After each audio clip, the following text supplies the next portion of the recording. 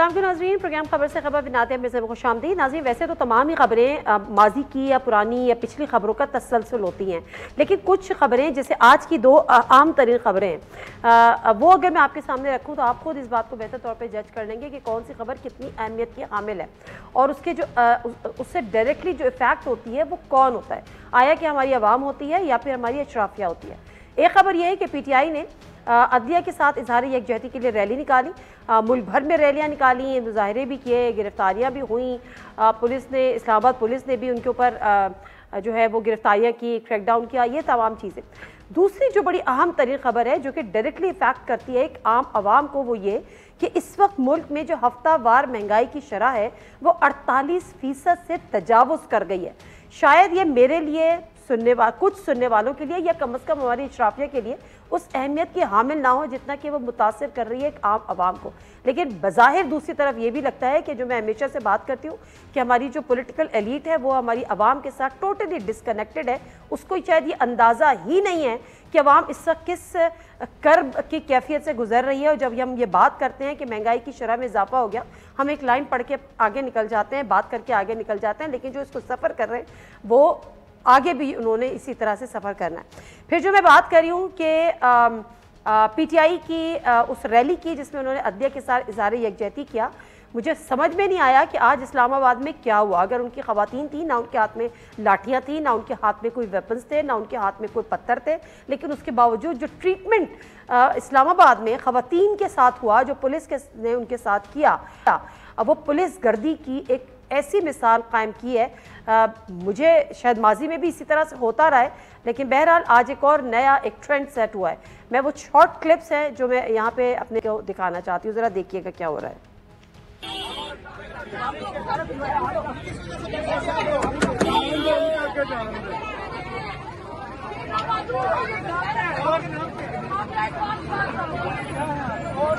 मेरे husband army में है, ये हर किस्म के लॉ को तोड़ रहे हैं, फसाइयत की पूरी इंतहाई घटिया मिसाल कायम कर रहे हैं। इसी वैन में मर्द मौजूद है। ये तुम्हारी गाड़ी है।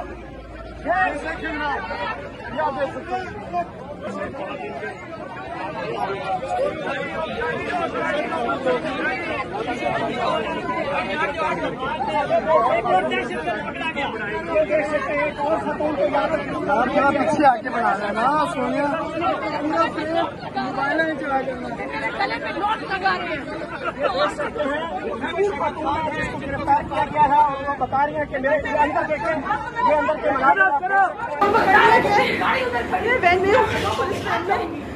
अच्छा, ये एक या दो नहीं है, ये 3 से 4 खवातीन, जो कम अज़ कम मेरे पास 4 से 5 खवातीन के इस किस्म के क्लिप्स थे जिनको सड़कों पे घसीटते हुए लेके गए हैं और घसीटते हुए ले जाके उनको पुलिस की गाड़ी में और वैन में, प्रिजनर्स वैन में डाला गया है और उसके बाद उनको लेकर गए।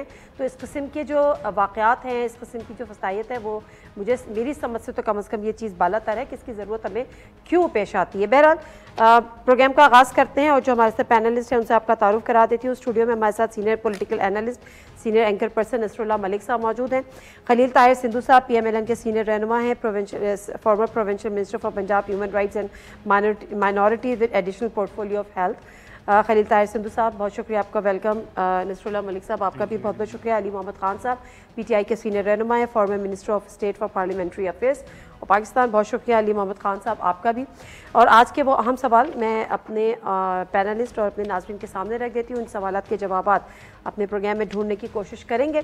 सवाल नंबर 1, मुल्क में हफ्तावार महंगाई की शरह 48% से तजावुज़ कर गई, हुक्मरां हुकूमत बचाने और अपोजिशन हुकूमत गिराने में मसरूफ, अवाम कहाँ जाए।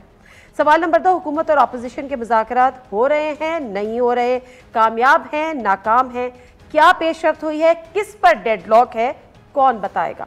और सवाल नंबर 3, प्रो एस्टैब्लिशमेंट और एंटी एस्टैब्लिशमेंट के बाद प्रो जुडिशरी और एंटी जुडिशरी की आवाज़ें, इदारों को मुतनाज़ा बनाने का सिलसिला कहाँ जाकर रुकेगा।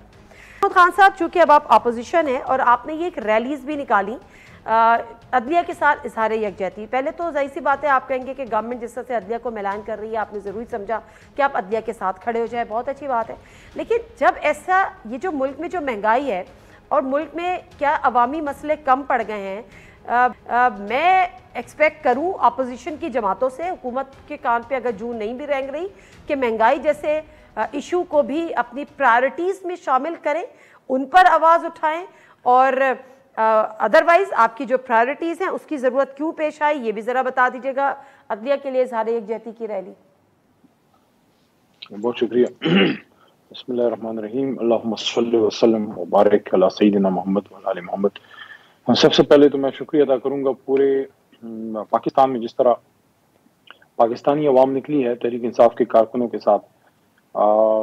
ये पहली बार इस तरह का एक इज़हार यकजहती का एक एक्टिविटी हुई है कि बड़े शहरों के साथ साथ छोटे शहर कस्बों के साथ गांव, विलेज काउंसिल और यूनियन काउंसिल की सतह पे बिल्कुल बेसिक लेवल पे, जिससे हमारा पूरा मुल्क बनता है कि हजारों यूनियन काउंसिल्स जो हैं वहाँ पे और हजारों गांव वहाँ पे ये एक्टिविटी आज हुई है और सब लोग खड़े हुए हैं।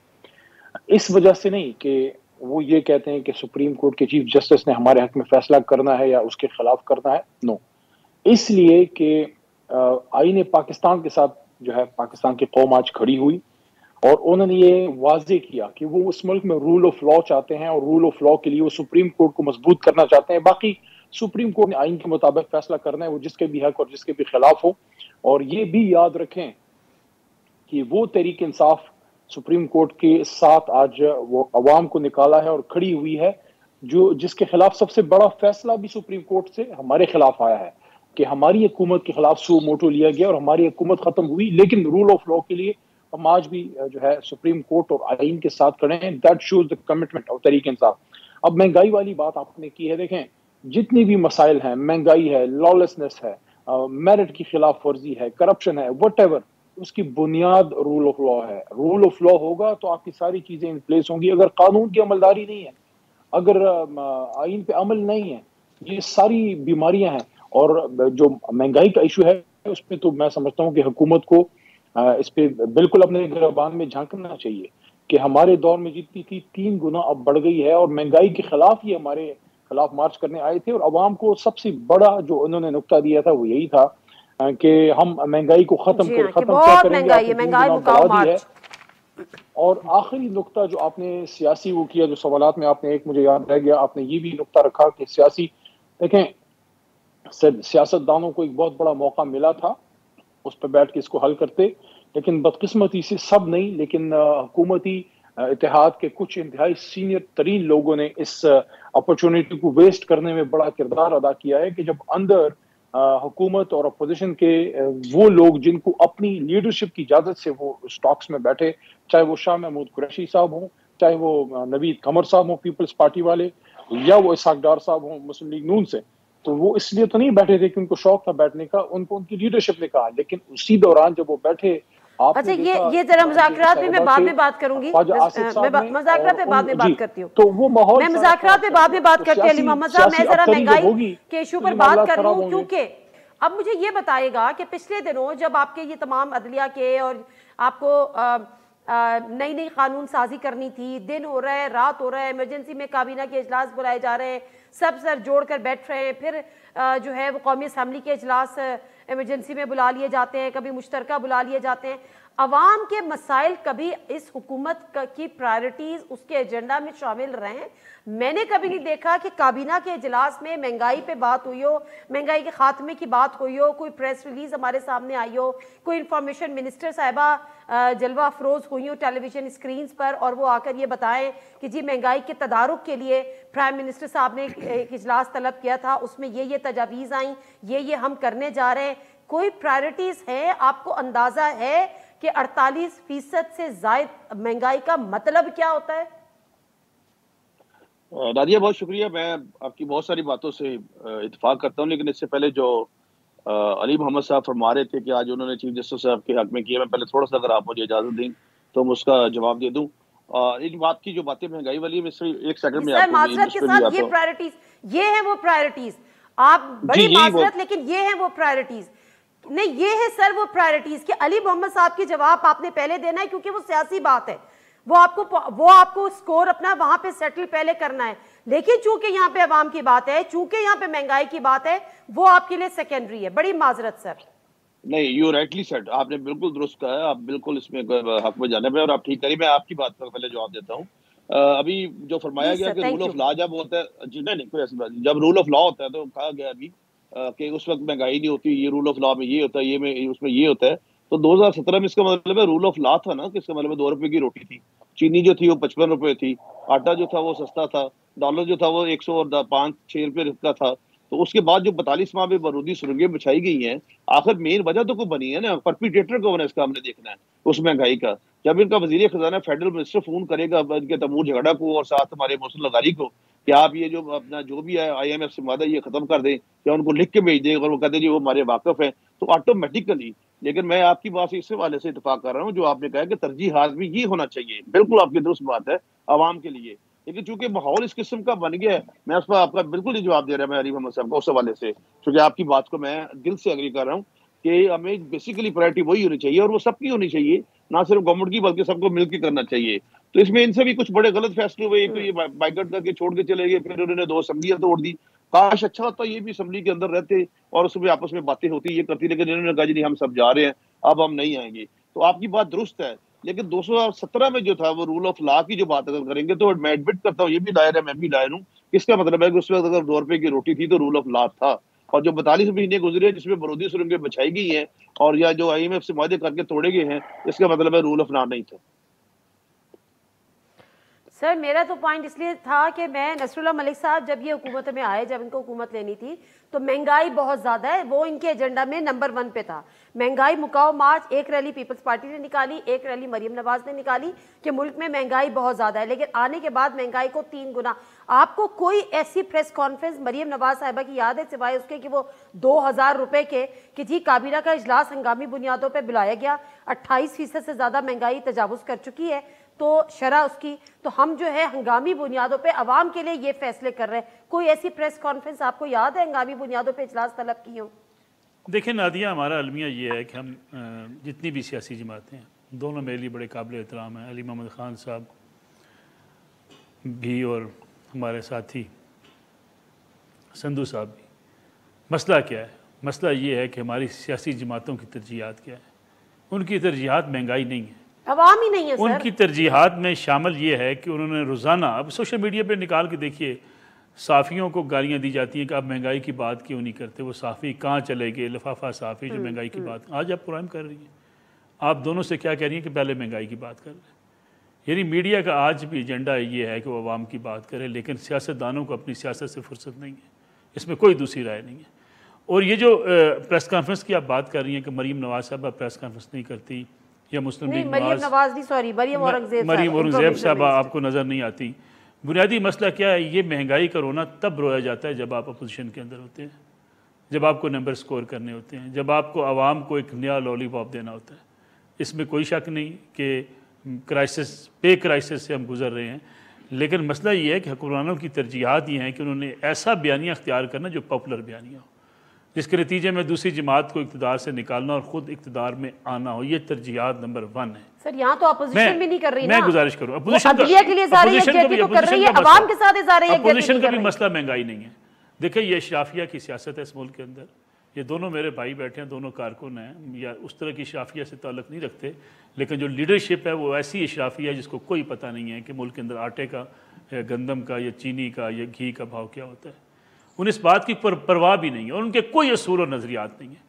ये दोनों माने या ना माने, असूल और नज़रिया सिर्फ एक है कि इक़्तिदार में कैसे जाना है, लोटे कैसे लेने हैं, किस तरीके से जुनूबी पंजाब महाज को अपने साथ में लाना है। ये तलाश कर रहे हैं कि इनको PTI में से लोटे कैसे मिलने हैं, उनको टिकटें कैसे देनी हैं। इस वक्त ये देखें जो टिकट्स भी दिए गए PTI के अंदर क्यों शोर उठा है, जो लोटे आए टिकट लेते चले गए। पंजाब के अंदर हर डिस्ट्रिक्ट से आवाज़ें उठ रही हैं, पैसे दो टिकट ले लो।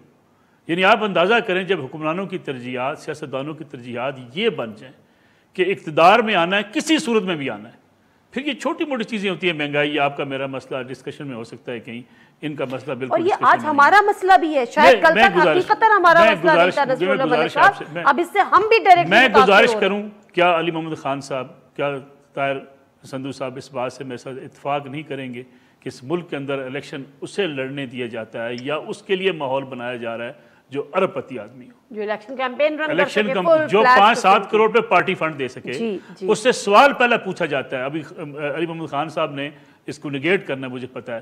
पहला सवाल पार्टी लीडरशिप ये पूछती है कि तुम्हारे हल्के में तुम कितना पैसा लगा सकते हो। जब सवाल ये पूछा जाए कि तुम्हारे पास पैसा कितना है, वसाइल कितने हैं, दोनों पार्टियों में से जिन लोगों ने ये कहा कि हम पार्टी कारकुन हैं, हमारे पास पैसे कम है, केपी के में 1-2-4 मिसालें दी जा सकती हैं, अली मोहम्मद खान साहब अपनी मिसाल दे देंगे। लेकिन बाकी जिन एरियाज़ के इंटरव्यूज़ हुए उनसे पूछा गया, जिसने कहा जी मैं पार्टी कारकुन हूँ, उसका 30 सेकंड का इंटरव्यू हुआ है, 30 सेकंड से ज़्यादा बातचीत नहीं की गई। जिसने कहा जी मेरे फलां वसाइल हैं, मेरे इतने वसाइल हैं, मैं इतने पैसे लगा सकता हूँ। तो ये इक़्तिदार में आने के रास्ते ये आप भूल जाएँ, किसी को महंगाई से दिलचस्पी नहीं। ये रूल ऑफ लॉ की हम बात करते हैं, कौन सा रूल ऑफ लॉ? आपको जजेस पसंद है, आप उनके हक में तहरीक चला रहे हैं। आप जजेस पसंद नहीं, आप उनके खिलाफ तहरीक। और सबसे बड़ी बात है, आप इदारों को जिस हद तक हमने मुतनाज़ा माज़रत के साथ बना दिया। मुझे एक ब्रेक लेना है नसरुल्लाह मलिक साहब। आज हम एक चीफ जस्टिस को मुतनाज़ा क्योंकि उनके फैसले या उनका बेंच जो है वो आपको सूट नहीं करता। कल आप नहीं होंगे, कोई और हुकूमत आएगी, कल कोई और चीफ जस्टिस होंगे, उनके फैसले उनको सूट नहीं करेंगे। हमने एक ये नई ट्रेन चला दी है कि जी हम पहले से बात करते थे एंटी इस्टेब्लिशमेंट, प्रो इस्टेब्लिशमेंट, अब हम नए रविश पे चल पड़े हैं कि एंटी जुडिशरी, प्रो जुडिशरी। हम ये जो मुतनाज़ा बनाने के जो ट्रेंड सेट कर रहे हैं और अब ये ना ख़त्म होने वाला सिलसिला है। मुझे नहीं लगता कि ये कभी रुकेगा। मैं ज़रा ब्रेक लेती हूँ, उसके बाद आती हूँ। ये मुज़ाकरात की जो ट्रक की बत्ती के पीछे लगाया हुआ है आवाम को और इदारों को भी, शायद इस पर भी ज़रा बात करें। जी नाज़रीन, प्रोग्राम में एक दफ़ा फिर आपको खुशामदीद कहते हैं और मामला ये है कि 14 मई को पंजाब इलेक्शंस होने हैं, नहीं होने। अदालत कहती है कि वो अपने हुक्म पर अभी भी कायम है। अगले 6 से 7 दिन रह गए हैं। इलेक्शन कमीशन कह चुका है कि इंतखाबात नहीं इस तरह से कराए जा सकते। 6-7 दिन रह गए हैं, हुकूमत किसी सूरत मानने को तैयार नहीं है। दूसरी तरफ जो मुज़ाकरात और की बात थी उस पर भी इमरान खान साहब ने कहा था कि अगर मुज़ाकरात को आगे बढ़ाना है 14 मई को जो है वो असेंबलीज तहलील कर दें तो फिर हम एक ही दिन मुज़ाकरात पर भी मान जाएंगे। अली मोहम्मद साहब, ये जो मुज़ाकरात हो रहे हैं या हो रहे थे, इनका अभी स्टेटस है क्या? क्या इस पे कोई डेडलॉक है या ये अभी जारी होंगे? इसमें मजीद पेशरफ्त होगी? अभी तक इसका कोई आउटकम निकला है, नहीं निकला? हम इसको कामयाब कहें, नाकाम रहें, जारी कहें या डेडलॉक कहें? जी देखें, जो मुज़ाकरात की सिचुएशन है उस वक्त तो मेरे ख्याल में मुझे तो डेड लॉक ही नज़र आ रही है। अगर कोई मुज़ाकराती टीमों के बीच में कोई रब्ता हो तो मुझे नहीं पता इंडिविजुअल कैपेसिटी में, लेकिन जो पार्टी पोजीशन है वो तो ये है कि कल सुप्रीम कोर्ट की समाअत के बाद तो फ़िलहाल तो मुज़ाकरात नहीं है। और दूसरी चीज़ ये है कि कल सुप्रीम कोर्ट ने ये कहा भी कि वो जो मुज़ाकरात आपने कर रहे हैं वो आपका अपना एक पॉलिटिकल मामला है। उनकी तरफ से एक वक्त एक सजेशन आया था लेकिन हुक्म नहीं था, ना हिदायत थी। उन्होंने तो ये क्लियर किया है कि वो तो आइन के मुताबिक अपना फैसला उन्होंने दिया है, वो तो उसी की तरफ जाएंगे।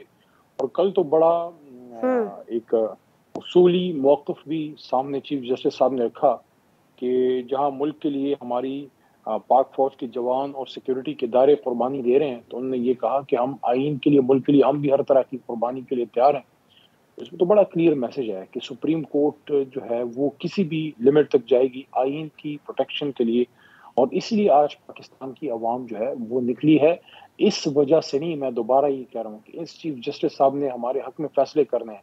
अब तक उनका सबसे बड़ा फैसला अगर कोई आया है वो हमारे खिलाफ आया है, लेकिन सिर्फ इस स्टैंड के साथ पाकिस्तानी आवाम आज निकली है कि कुछ तो लोग हैं पाकिस्तान में जो खड़े हो गए हैं आइन के दिफा के लिए। वरना सुप्रीम कोर्ट से ज्यादा तो ये इंतजामिया का और मुकन्नना का रिस्पॉन्सिबिलिटी है कि जो मुकन्नना जहाँ से आइन बनता है, आइन की तरमीम होती हैं, ये रिस्पॉन्सिबिलिटी तो सबसे पहले पार्लियामेंटेरियंस की है कि वो आइन को जेलसली गार्ड करें कि आइन अगर कह रहा है कि आप इलेक्शन करें तो आप करें, अवाम के पास जाएं, कतई नज़र इसके कि अवाम फैसला किसके हक में देती है। अगर आपको ये लगता है कि अवाम अभी आपके हक में फैसला देने के लिए तैयार नहीं है, उसके लिए फिर हम आइन को पामाल करें या आइन को एक साइड पे रख के उसको एक अदलिया और मुकन्नना की लड़ाई की शक्ल देने, वो बिल्कुल नामुनासिब है। इसलिए आज कौम निकली है कि आइन पे अमल करें, चाहे वो फैसला जिसके भी खिलाफ जाए। अदलिया की लड़ाई तो हमने बना दी है ना, अदलिया का तो इसमें करना चाहती, बज़ाहिर लेना देना था नहीं, अदलिया की लड़ाई तो बना दी गई है।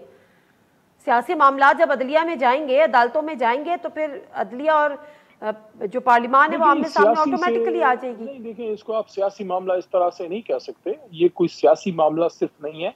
सियासत तो हमारे इलेक्शन तो आईनी मामला है, हर चीज में है, लेकिन बेसिकली देखें, ये आईन का एक बुनियादी मामला है कि इस मुल्क में ये मुल्क पार्लियामेंट्री बिल्कुल ठीक है। आपकी बात। और फिर दूसरी बात ये, ठीक है अली मोहम्मद साहब, एक सेकंड, और जो हाँ बिल्कुल ठीक है, बिल्कुल ठीक है। सिंधु साहब, एक चीज देखिए, ये जो मैं वो जो बात कर रही हूँ ना कि हम नए नए ट्रेंड्स को सेट कर रहे हैं। पहले हमने anti establishment, pro establishment, anti judiciary, pro judiciary, और एक चीज और भी आप ये हुकूमत जाते जाते सेट करी है। मुझे नहीं पता आज जाती है, कल जाती है, परसों जाती है, जब भी जाती है, जाना तो है। तो एक और चीज कि जी कल जो भी हुकूमत आएगी और फिर जब उसको इलेक्शन कराने का वक्त आएगा, वो कहेगी जी हम पैसे नहीं दे रहे, हमारा खजाना खाली पड़ा हुआ है, हमें अभी इलेक्शन सूट नहीं करते, मुल्क की हालात इस काबिल नहीं है, दहशत गर्दी की सूरत हाल है, मुल्क इलेक्शन का मुतहम्मिल नहीं हो सकता। उस वक्त आप उनको कैसे रोकेंगे? आप तो एक एग्जाम्पल सेट करके जा रहे हैं। देखिए नादिया, ये जो इन्होंने आज अली मोहम्मद साहब और इनकी पार्टी ने जो आज मुजाहरा किया है ना, वट जो भी कह रहे हैं, इन्होंने चीफ जस्टिस साहब को और ज्यादा मुतनाज़ बना दिया है। ऑलरेडी वो बेंच मुतनाज़ था, चूंकि उसमें आप देखें 4 जजेस सुप्रीम कोर्ट के सीनियर जजेस ने कहा है कि ये सो मोटो नोटिस नहीं बनता, और उस दिन का ऑर्डर ऑफ द डे नहीं लिखवाया गया। ये भी कानूनदान है, मैं भी कानूनदान हूँ, मैं भी 96 से प्रैक्टिस कर रहा हूँ। इनको पता है कि अगर ऑर्डर ऑफ द डे ना हो, उसमें सिग्नेचर ना हो, कोई बात डेट ना हो, तो वो ऑर्डर ऑफ द डे अगर ना बनाया जाए तो वो फैसला नहीं होता। फिर वो बेंच सुकुड़ते 3 पे आ गया, और 3 जजेस वो जिस तरीके से काम चल रहा था, 2 जजेस ने सर्विस मैटर में, डोगर के मैटर में एक नोटिस ले लिया और इलेक्शन कमीशन को बना लिया। इलेक्शन कमीशन भी एक आईनी इदारा है, और इन्होंने खुद 4-3 का 3-2 का जो भी, हम तो आज भी उसी पे खड़े हैं 4-3 पे, तो इसलिए इन्होंने खुद उनको बना दिया। और अभी कल चीफ जस्टिस साहब फरमा रहे थे कि हमने छोड़ दिया जी सो मोटो नोटिस लेना, और ये जो सो मोटो नोटिस के हिस्से में इनका फैसला आया था 6 जून, जो ये मुज़ाकरात थे, जो इनके हमारे मुज़ाकरात इनके बहुत अच्छे चल रहे थे, दोनों तरफ से को बातें होती हैं, लेकिन जो मुज़ाकराती टीम थी वो बड़ी सिंसियरली और सीरियसली मुज़ाकरात कर रही थी।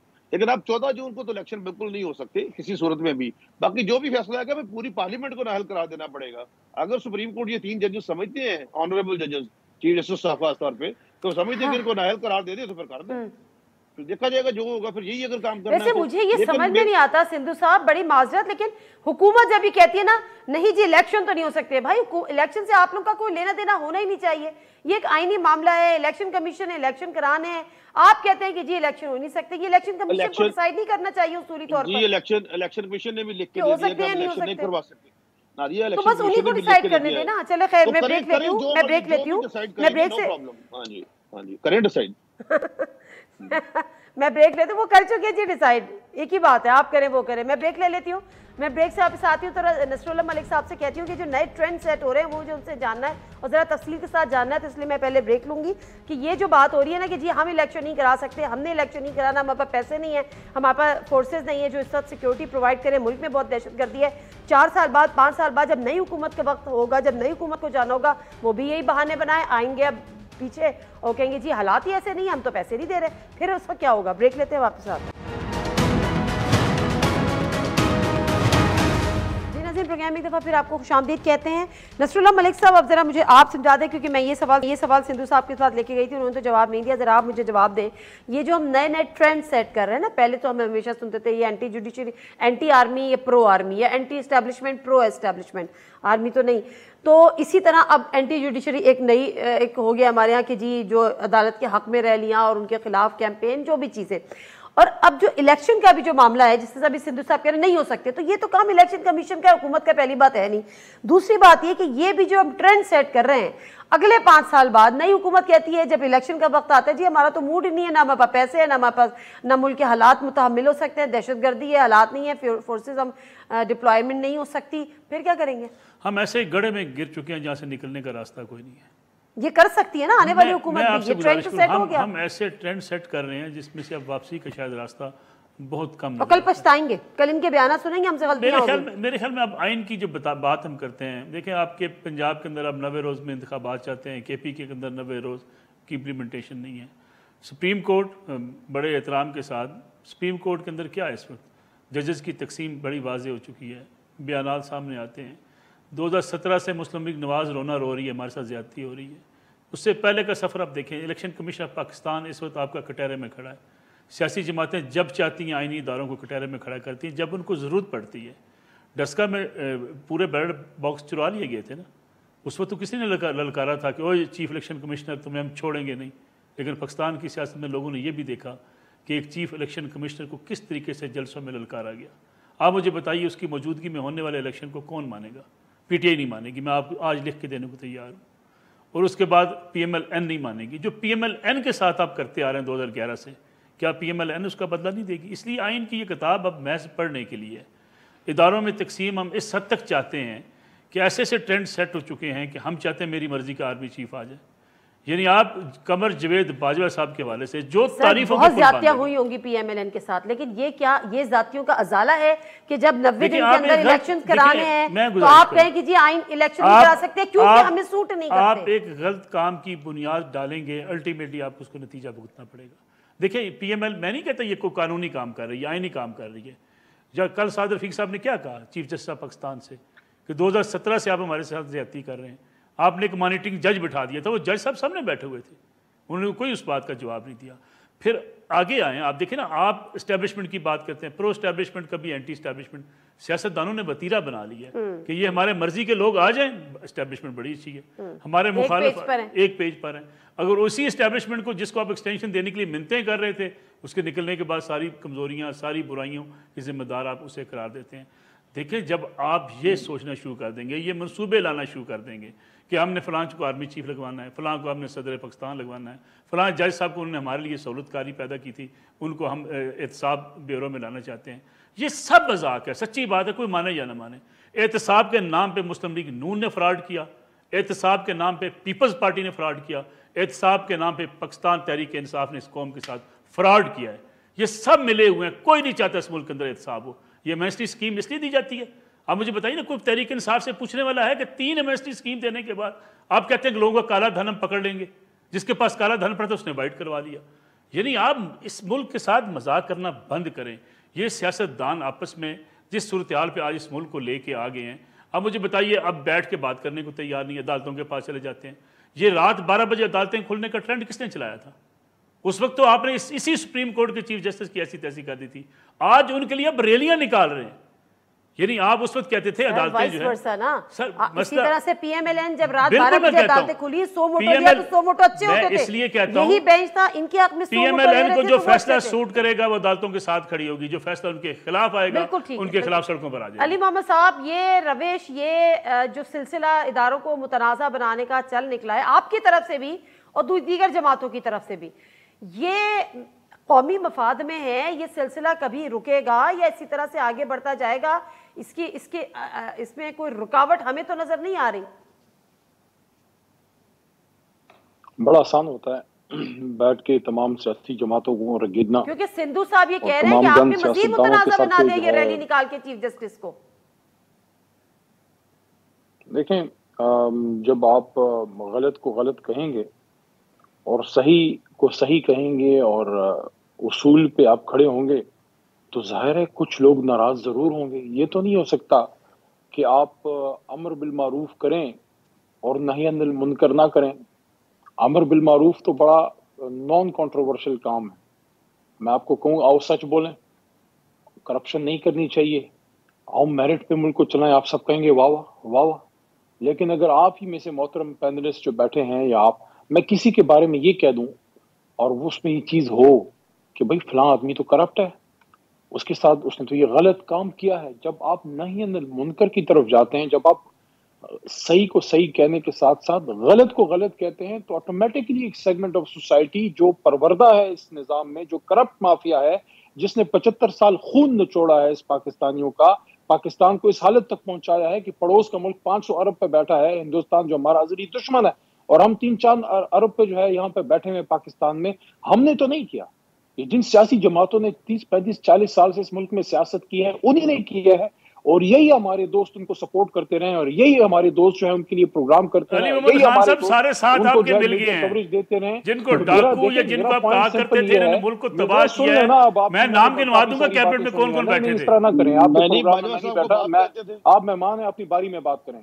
तो मैं जो मेरा नुक्ता है वो ये है कि जब आप हक को हक, सही को सही और गलत को गलत कहते हैं, कुछ लोग लाजमन आपके खिलाफ होंगे, क्यों अरशद शरीफ मारा गया है, क्यों शहीद हुआ है, बाकी साथी जो है उनके साथ उनको जो थ्रेट्स हैं, कुछ लोग मुल्क छोड़ के बाहर बैठे हैं, आप में से कितनों ने उनके लिए जो है बात की है। माजी में जो गलत हुआ है वो भी गलत है, लेकिन ये जो अर्श शरीफ मुल्क छोड़ के गए, उन पर जो पर्चे कटे, किसने पर्चे काटे, उनके लिए कौन बात करता है? ये परसों तरसों जो अर्श शरीफ शहीद की बेवा वहां आई, उनके लिए प्रोग्राम था, क्या वो लोग वहां पे मौजूद नहीं थे जिनकी हुकूमत में ये सारा कुछ हुआ है और उन्होंने उफ तक नहीं किया? तो ये ना करें, ज्यादा पारसा बनने की जरूरत नहीं है, सबसे बड़ी गलतियां हुई हैं। अली मोहम्मद खान साहब जरा ये भी सच बोल दें, फिर आज आप जो तलत हुसैन साहब को नौकरी से निकाला गया, आपकी हुकूमत जो अहकाम दिया करती थी, जो पैमरा का यूज किया करती थी, टीवी चैनल बंद किया करती थी, साथियों को बेरोजगार करवाया करती थी, उस वक्त क्या था? प्रोग्राम में जब मैं आऊंगा फिर मैं आपको जवाब दूंगा। मैं इस वक्त नादिया मलिक साहबा के प्रोग्राम में बैठा हूं। अब जो नुक्ता है वो ये है कि ये जो सियासी जमातें हैं, मुस्लिम लीग नून भी सीनियर जमात है, काफी वक्त हो गया उनको, पीपल्स पार्टी जो है वो भी 50 साल से सियासत में है, हमें भी 27 साल हो गए हैं। जो सबसे मैं समझता हूँ इस वक्त जो सबसे बड़ी गलती हुई है वो हुकूमती जमातों में से नून लीग से हुई है कि जब हुकूमती लोग बैठे, मज़ाकरात शुरू हो गया, अंदर माहौल, वो मामला हल करना चाह रहे थे, बाहर आपके बैठ के आपके सीनियर मिनिस्टर्स ने उन्हीं मज़ाकरात के खिलाफ बात की। क्या मैं सिंधु साहब से बसत एहतराम पूछना चाहता हूँ, क्या इसाक डार साहब जब मज़ाकरात के लिए बैठे थे तो क्या उनको मियां शहबाज शरीफ साहब की इजाजत नहीं थी? अगर थी तो फिर किस कानून के तहत उन्हीं की कैबिनेट मेंबर ख्वाजा आसिफ साहब, मियां जावेद लतीफ साहब ने इस मज़ाकरात की ऐसी तैसी फेरी? और अंदर जो नवीद कमर साहब बैठे थे, क्या वो जरदारी साहब की इजाजत से नहीं बैठे थे? उनकी आशीर्वाद नहीं हासिल थी? तो फिर क्यों उनके एक सीनियर मिनिस्टर साहब, देखिए कैबिनेट मेंबर को इजाजत नहीं होती, हाँ एक MNA बात करे वो किसी लेवल लीवरेज आप दे सकते। बहरहाल to cut the long story short, सियासतदानों ने एक बार फिर मज़ाकरात में बैठ के इस कौम की उम्मीदों पे वो पूरा नहीं उतरे। अब मजबूरन सुप्रीम कोर्ट को आइन के मुताबिक फैसला करना होगा। देखें, सुप्रीम कोर्ट किसी की तनख्वाहदार नहीं है। कल भी मोहतरम चीफ जस्टिस साहब ने ये बात की कि हमने अल्लाह को जवाब देना है, उन्होंने कहा हमने अल्लाह को जवाब देना है और आइन के मुताबिक फैसला करना है। अब अगर उनका फैसला किसी को सूट नहीं करता, उसमें ना आइन का कसूर है ना सुप्रीम कोर्ट का कसूर है। ठीक है, मैं ब्रेक लेती हूँ, वापस आऊंगी, जरा सिंधु साहब से भी इसके जवाब लूंगी जो आपने फरमाया, और उसके साथ साथ जरा मुज़ाकरात किस का इस वक्त क्या उसका स्टेटस है उस पर भी ज़रा मैं बात करूंगी। लेकिन अली मोहम्मद साहब, जो आप ये बात कर रहे हैं ना जिस उस इवेंट की जिसमें अरशद शरीफ साहब की बेवा जवेरिया वहाँ पर मौजूद थी, वो लोग मौजूद नहीं थे, खाली एक वफाकी वज़ीर जावेद लतीफ़ साहब वहाँ पर मौजूद थे और उनका मैं तो पहले भी आता रहा, मैं भी आया, नहीं भी बुलाते तो भी आता, मैं इसका हिस्सा था। अदरवाइज़ कोई और ऐसे लोग नहीं बैठे हुए थे जिनकी वजह से अरशद शरीफ साहब जो हैं वो मुल्क छोड़ के यहाँ से गए थे, मैं उसमें शरीक थी। मैं ब्रेक ले लेती हूँ, ब्रेक से वापस आती हूँ, सिंधु साहब से ज़रा बात करती हूँ। जी ना, प्रोग्राम में एक दफ़ा फिर आपको खुशामदीद कहते हैं। और खलील ताहिर सिंधु साहब, ज़रा आप भी मुझे बता दीजिएगा कि जो मुज़ाकरात की बातें तो हो रही हैं, PTI ने रिपोर्ट भी जमा करा दी, कुछ हल्कों से खबरें ये आई कि मस्बत रहे हैं कदरे, सिर्फ चीज़ों पे इत्तेफाक ये तो हो गया है कि कबल इस वक्त इलेक्शंस हो जाएंगे, असेंबलीज पहले तोड़ी जा सकती हैं लेकिन बजट के बाद, और लेकिन डेट का नहीं हुआ। PTI की तरफ से ये कि जी ठीक है हम एक साथ भी कराने पर राजी हैं, आप कोई डेट अनाउंस कर दें। और दूसरी बात जो बड़े इंपॉर्टेंट भी है कि बजट हम पेश करेंगे और उसके बाद हम बेशक असेंबलीज तोड़ देंगे, पल्ले तो कुछ है नहीं, IMF से आपके मुआहदे हो नहीं रहे, डिफॉल्ट के दहाने पे हम खड़े हैं, कभी आगे जाते हैं कभी पीछे जाते हैं। बजट हम पेश करेंगे, कुछ है बजट पेश करने के लिए? नादिया, 1 साल की जो स्लीब हमने उठाई है इनकी सारी किराए की, तो अगर हम बजट भी पेश ना करें और अगर IMF से मुज़ाकरात करने हैं तो वो केयर टेकर गवर्नमेंट तो नहीं कर सकती, उनसे तो वो कोई शरायत नहीं मान सकते, ना मनवा सकते हैं, तो उसमें क्या फर्क पड़ जाएगा। और वैसे भी आइन का आर्टिकल 224 कहता है कि अगर असेंबली वक्त से पहले टूटेगी तो 90 दिन में इलेक्शन होगा, फिर भी इनको 3 माह इंतजार करना पड़ेगा। तो इसके बजट पेश होने के बाद जब हम पीछे आए हैं, 15 दिन का पहले टाइम दिया है, तो ये चाहते हैं अगर असेंबली आइन का क्या है, 90 दिन के अंदर नहीं हुए, 90 दिन के बाद नहीं हुए, 90 दिन नहीं, 90 दिन अगर आप माइंड ना करें नादिया, तो मैं आपको पढ़ देता हूँ article 254, failure to comply with requirement as the time doesn't render as sir, तो 90 दिन है ना, आप मुझे ना बताएं ना सर, मुझे तो पता है, मैं तो ये कह रही हूँ कि आप लोगों ने यहाँ पे पंजाब और KP में कौन से 90 दिन को इलेक्शन कमीशन ने फॉलो कर लिया, तो सुप्रीम कोर्ट जो अब हम आइन की और 90 दिन की बात कर रहे हैं। नादिया, अगर पंजाब अकेले में इलेक्शन होती है तो सारे सूबों में नफरत फैलेगी। 148 सीटें हैं यहाँ पे MNAs की, जो भी MNAs की ज्यादा सीटें यहाँ पे, और जो अगर फिर कौन सी केयर टेकर गवर्नमेंट करवाएगी इलेक्शन? ये केयर टेकर गवर्नमेंट का जो तस्वर 18वीं तरमीम में आया था उसका कोई खास मकसद था लीगल, इसलिए एक ही सूबे की सबको क्यों जल्दी पड़ी है कि पंजाब में इलेक्शन करवा दी? इन्होंने असेंबली पहले तोड़ी क्यों? मतलब ये कहते हैं कि आपने हमें कहा था, हम आपको कहेंगे कि आपको में छलांग लगा दी, आप लगा तोड़नी नहीं चाहिए थी, ये ऐसे नहीं होता है। हाँ, तोड़नी नहीं चाहिए। PTI मैं तो कहती हूँ हाँ जी, जी बिल्कुल। तो इसलिए आप देखेंगे जो भी होगा, लेकिन ये है कि मतलब ये बजट पेश होगा, उसके बाद जो भी होगी, लेकिन हमें उम्मीद है 100% मैं इसमें कन्विंस हूँ। और जिस तरह कल फवाद चौधरी साहब ने भी कहा कि अच्छी बात की है ख्वाजा साद रफीक ने भी और दूसरे लोगों ने भी, हम दोबारा बैठेंगे और ये इलेक्शन जो है हाँ ये बेशक वक्त से पहले हो जाए, लेकिन ये है कि अगर इनको फिर भी 90 दिन इंतजार उसके बाद भी करना पड़ेगा अगर असम्बलियां वक्त से पहले टूटती हैं तो। ठीक है। नसरुल्लाह मलिक साहब, मुज़ाकरात किस स्टेज पर हैं? हो रहे हैं, नहीं हो रहे हैं, पेशरफ है, क्या है, डेडलॉक है? सितंबर से पहले पीटीआई इंतखाबात जाती है, पीडीएम सितंबर के बाद इंतखाबात जाती है। 16 सितंबर के बाद, अपनी मर्जी 16 सितंबर के बाद और 16 सितंबर से पहले इदारे, अपनी अपनी मर्जी के जज, अपनी अपनी मर्जी के आर्मी चीफ, ये सिलसिला चलता रहेगा। पहले मुतनाज़ा था कि जी आर्मी चीफ का मामला था, अब अली मोहम्मद खान साहब ऐसे ही है, आप 16 सितंबर से पहले चाहते हैं, वो 16 सितंबर के बाद चाहते हैं। अब 16 सितंबर की इंपॉर्टेंस आप भी समझते हैं, नसरुल्लाह मलिक साहब भी यकीनन समझते हैं।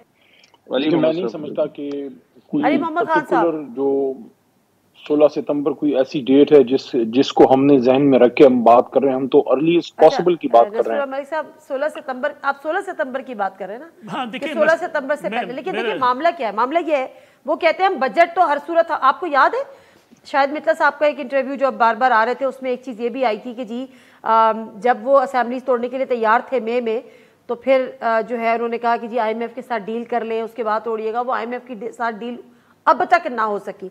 अब अगर ये बजट पेश करके असेंबलीज तोड़ते हैं, यानी जुलाई में जाके असेंबली तोड़ेंगे, अगस्त सितंबर, जुलाई अगस्त सितंबर अक्टूबर, 3 महीने 90 दिन तो वैसे भी हो जाएंगे। 90 दिन के बाद के अंदर अंदर इलेक्शन होंगे। 90 दिन सितंबर गुजर जाएगा, फिर वो समझते हैं सितंबर आ जाएगा।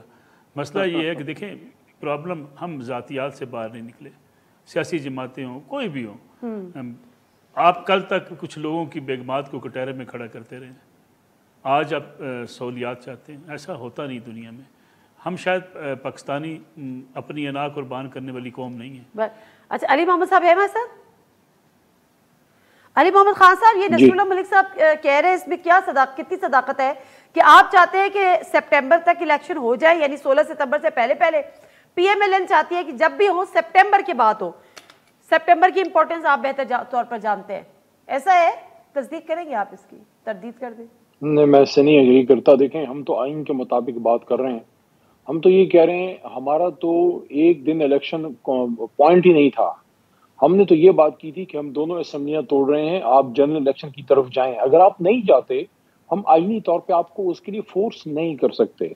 वो फिर कौमी असेंबली का टाइम जो है वो उसी वक्त पे होगा जब होना है, लेकिन फिर आपको पंजाब का इलेक्शन और खैबर पख्तूनख्वा का कराना पड़ेगा, क्योंकि वो आईनी जिम्मेदारी है। यहाँ मोहतरम सिंधु साहब ने बात की कि इस तरह से नहीं होगा अगर पंजाब का पहले होता है केयर टेकर सेटअप। देखें, अगर आप उससे एग्री नहीं करते, आपका पॉइंट ऑफ व्यू है, मैं उसका एहतराम करता हूं, लेकिन मैं उसको मानूंगा इसलिए नहीं कि मेरे लिए आपकी बात से ज्यादा मुकद्दम मेरा आइन है।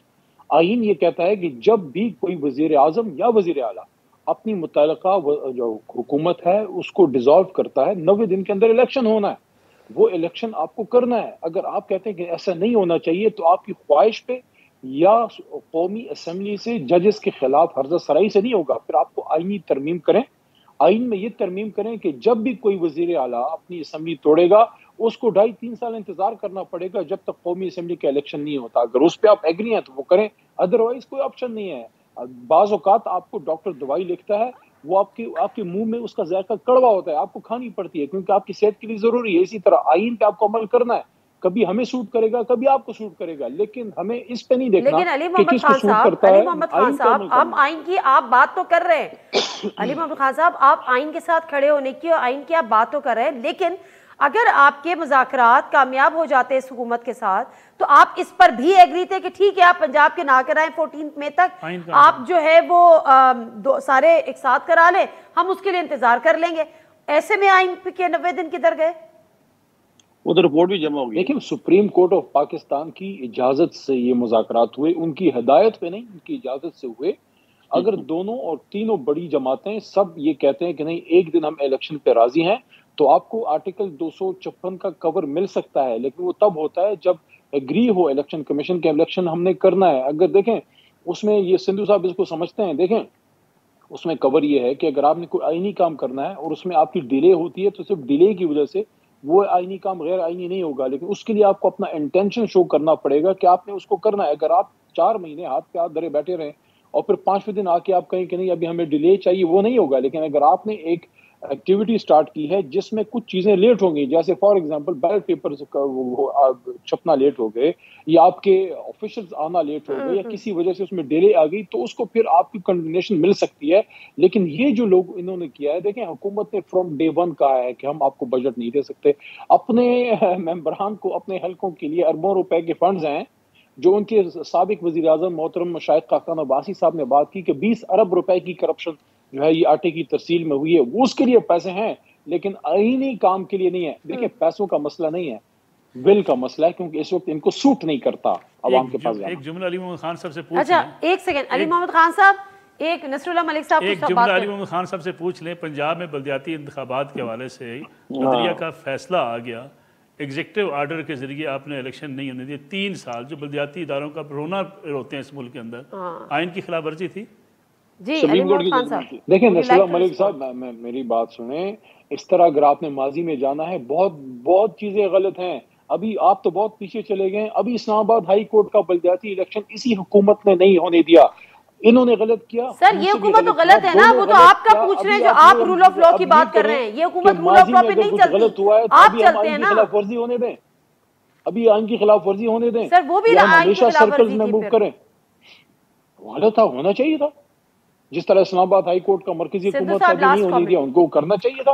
जी मैं अली मोहम्मद साहब से रिक्वेस्ट करूंगा कि अब भी बेहतर है कि अभी भी बेहतर है। किसी के आसमा जागी कहा करती थी कि जब हम अपना बाल किसी के हाथ में पकड़ाएंगे ना, तो वो जिस तरह मर्जी मरोड़े उसको, फिर उसकी अपनी मर्जी है। सर इसलिए बेहतर है कि मैं आपसे एग्री करता हूँ, लेकिन ये बात आप अपनी सीनियर क़यादत को तो समझाएं कि जब अंदर हमें मिलकर मुज़ाकरात कर रहे हो, बाहर से वहां से वो थोड़ा सा माहौल को थोड़ा लाइट करते हैं। काफी संजीदा बातें हुई हैं।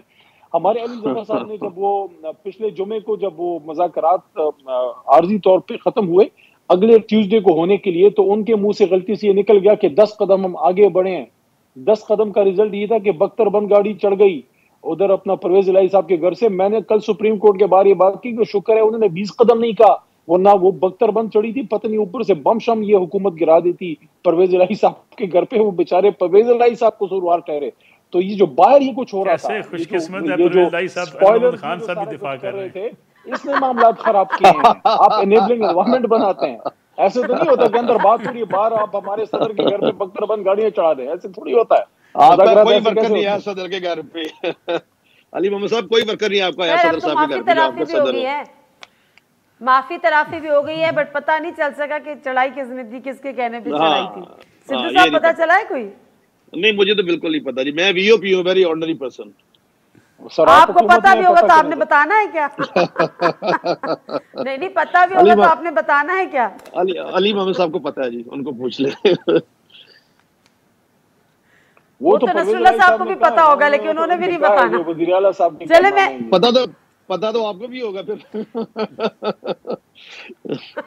मैंने भी नहीं बताना। चले बहुत शुक्रिया, बहुत शुक्रिया, शुक्रिया। मैंने तो सर मेरा काम सवाल करना है, मैंने सवाल करना है, जवाब आपने देना है, तो मैं जवाब वो सवाल ही नहीं कर रही जिसका जवाब आपको मुश्किलात में डाल दे। तो बहुत शुक्रिया खलील ताहिर सिंधू साहब प्रोग्राम में शामिल होने का। अली मोहम्मद खान साहब आपका भी बहुत बहुत शुक्रिया। नसरुल्लाह मलिक साहब आपका भी प्रोग्राम में शामिल होने का बहुत बहुत शुक्रिया। रास्ता सिर्फ एक है, मुज़ाकरात का रास्ता है, लेकिन उसके लिए फ्लैक्सिबिलिटी दोनों तरफ से शो करनी होगी। और 10 कदम आगे बढ़ने वाली बात की है अली मोहम्मद खान साहब ने कि जब 10 कदम आगे बढ़ने का ऐलान किया तो बख्तरबंद गाड़ी चौधरी परवेज़ के घर पे चढ़ा दी। तो बेहतर यह है कि 10 कदम पीछे हो जाए, अपने एक मुतालबा से 10 कदम पीछे हो जाए दूसरी पार्टी मुतालबा से, तभी मिल के आगे बढ़ सकेंगे। प्रोग्राम से दीजिए नादिर मिर्ज़ा को इजाज़त। अल्लाह हाफ़िज़।